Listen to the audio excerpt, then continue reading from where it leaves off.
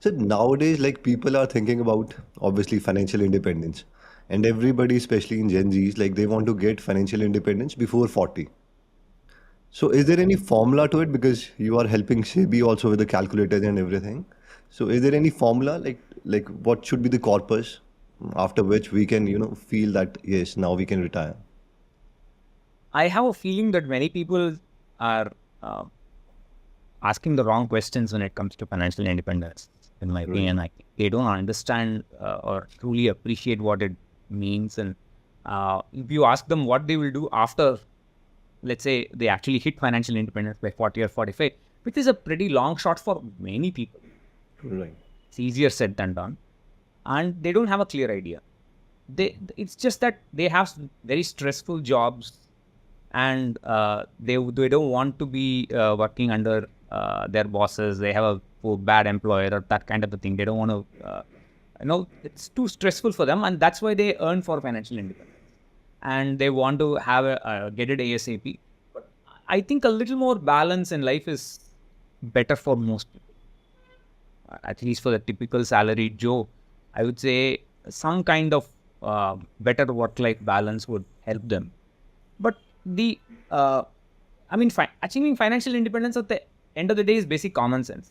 You must have a large salary. You must keep your expenses low. Your expenses should not increase at a rate equal to that of your salary or higher than that. For many people, it is actually increasing higher Right. than their income. And they should not get into too much debt, and they should invest as much as possible. I would say for early retirement or at least early financial independence, twice your investments, twice your expenses. Excuse me. If your expenses are X, I would recommend investing at least twice that much every month. If you can do that, which is very very difficult for most people, it's easier said than done. But if they can pull that off, then they should be. I mean, see, when you achieve it is a different matter. It depends on market circumstances, etc., etc. Too many things. But that's the path, and that's what happened to me in my case. In my case, and to this day, the rate at which my investments have increased is higher than the so-called XIRR or annualized return of my portfolio. So the money I put into it is much higher. It has grown at a far faster rate. So it's a very powerful step up SIP kind of thing. And that's how wealth grows. I mean, we should understand that for wealth to grow, the income, the principle that you put in is a very big component. People dream about multi-baggers. They'll put in a very small amount and the return will become 30x, 40x. That, yeah, that may happen to a very small portion of your portfolio, typically. If at all it happens. It doesn't happen for many people, but if at all it happens. But overall, I think the primary wealth driver is income. Or I would say income minus expenses. And that gap is significant. And if you are disciplined enough to put it into the market or into a balanced portfolio, I would say, then you're on your way to financial.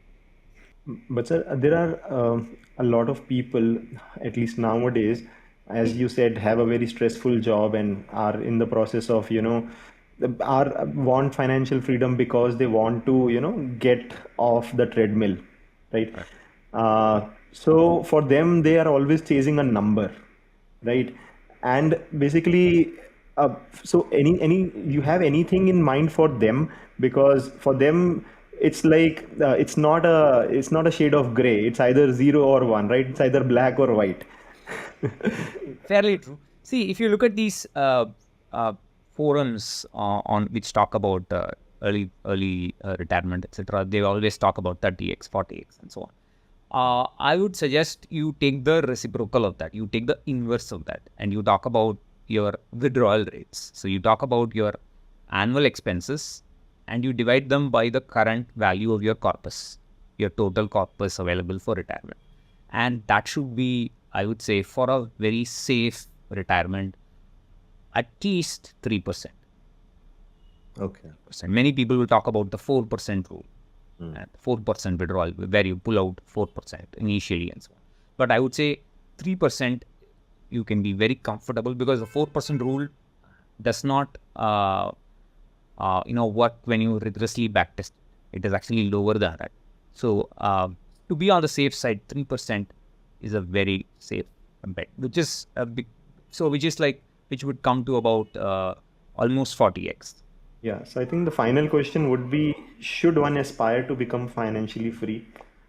Any pros and cons that you saw of doing this? So I mean, for you, I think you're still working, but a lot of people, cut off or basically, basically stop doing their jobs and then they actually retire. So any advice or any views on that?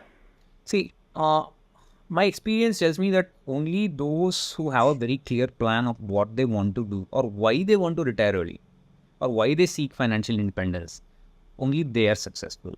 And many of these people, either they want to, uh, freelance, or they have a startup of their own. Only those kind of people are successful. Generally saying, because I see their life, somebody's lifestyle, rich cars, or going on holidays, and that's why I want to be financially independent. I want to put my feet up. That kind of attitude, I think, is a very flawed one. And I think for most people, it is better to have a balanced approach. That is, there are many things that you can do only when you're young. So some things you must seek out some adventure. You can spend on your wants when you're young, but also invest for your future needs and wants. So that if you strike that balance, just don't have a fixed target for financial independence. Let it come when it comes, and when it comes, you can take a call then. For example, in my case, I never even knew I became financially independent. Everybody around me started talking about it, and I just, what about my portfolio? I should go look at it. And then I thought, okay, I was. So it's better that it happens, due to serendipity, instead of you looking at it every day. I have 30x or that kind of thing. Watched kettles don't boil. So it's better to leave things and have fun when you can. Right.